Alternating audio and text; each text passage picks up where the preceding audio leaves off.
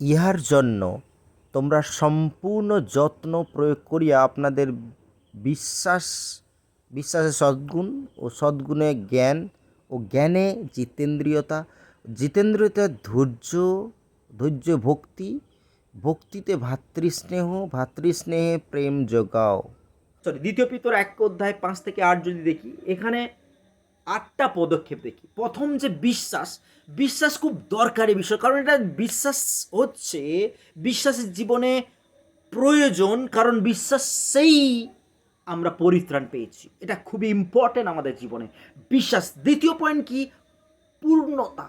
যখন আমরা বিশ্বাস সঠিক হৃদয়ে রাখি, তখন আমাদের হৃদয় সিদ্ধ পূর্ণতা, আমাদের নৈতিক যে জ্ঞান আমাদের সবসময় অ্যাক্টিভ হয়ে থাকে।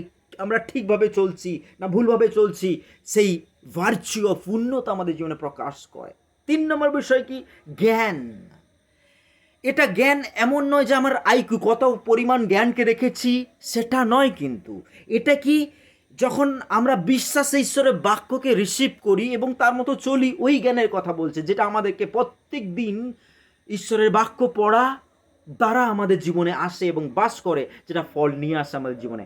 4 নম্বর বিষয়, আমাদের জীবনে যে আবেগ বা রাগ,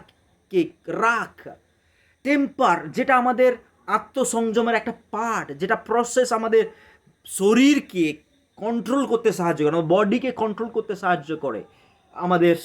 অ্যান্ড দেন 5 নম্বর যেটা ধৈর্য। ধৈর্য হচ্ছে এটা আমাদের ভিতরের একটা চরিত্র, যেটা ঈশ্বর আমাদের মধ্যে দেয়। আবেগের মধ্যে, কষ্টের মধ্যে, যন্ত্রণার মধ্যে সেটা আমাদের সাহায্য করে নিজেকে কন্ট্রোল রাখতে এবং ঈশ্বরের উপর নির্ভর করতে। এবং একটা সময় আমরা দেখি সব সমস্যার মধ্যে লাস্টে বিজয় আমাদের জীবনে আসে, যেটা হচ্ছে ধৈর্য। 6 নম্বর পয়েন্ট, গডলিনেস অর ঈশ্বরের মতো, মানে ঈশ্বরের মতো।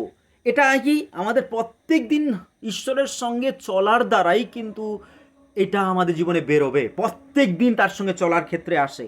এবং এটা মানে কি সম্পূর্ণ চেঞ্জ হয়ে যাওয়া নয়, যে ব্যক্তি সেই ব্যক্তির মধ্যে ঈশ্বরের চরিত্রকে বের করে নিয়ে আসেছে। এটা কখন আসবে? উপরে যতগুলো বিশ্বাসের দ্বারা, পূর্ণতার দ্বারা, ঈশ্বরের জ্ঞানের দ্বারা, নিজেদের আত্মসংযমের দ্বারা, যেটা ধৈর্য, সেটার দ্বারা। অ্যান্ড 7 নম্বর, ভ্রাতৃত্ব, যে প্রেম, ব্রাদারলি কাইন্ডনেস। আমরা অন্যকে ততটা ভালোবাসতে পারবো যতটা আমরা নিজেদেরকে ভালোবাসি। আমরা অন্যকে ভালোবাসতে যাই, কিন্তু নিজেকে যদি না ভালোবাসি, আমরা নিজেদের ঠকাচ্ছি। প্রথম আমরা কতটা নিজেদের ভালোবাসি, কীরকম ভালোবাসবো?